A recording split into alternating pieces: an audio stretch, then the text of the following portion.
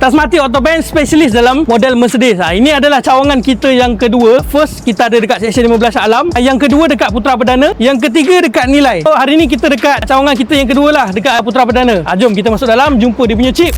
Bang, perkenalkan diri dulu bang. Nama saya, orang panggil saya Eddie. Saya di sini sebagai ketua lah di cawangan ni lah, Tasmati Autobahn cawangan Putra Perdana ni. Kami menyelenggara terutamanya kereta-kereta Mercedes-Benz. Selain daripada Mercedes-Benz, kami buat jugalah kereta-kereta Continental. Kita ada dua jenis servis. Nombor satu ialah preventive maintenance dan yang kedua ialah corrective maintenance. Preventive maintenance ni ialah penyelenggaraan seperti engine service, gearbox service, brake maintenance, coolant flushing. Preventive ni dia mencegah lah daripada kerosakan. Okey, untuk corrective maintenance ni ialah jenis-jenis kereta yang mengalami beberapa isu lah. Contoh dia, kita tengok kat sini ada satu Mercedes-Benz. So customer dia komplain bila dia during idling dia ada rasa vibration. Kita dapati dia punya engine mounting dia dah rosak. So dekat situ corrective maintenance, kita memperbetulkan apa yang rosak. Tasmati Autobahn ni pun sebenarnya mengamalkan juga penjagaan gearbox kereta customer-customer diorang. Kita di sini apabila customer datang, dia nak buat transmission service lah, dia dikira preventive maintenance. RM Auto Care ni ialah salah satu produk untuk dia punya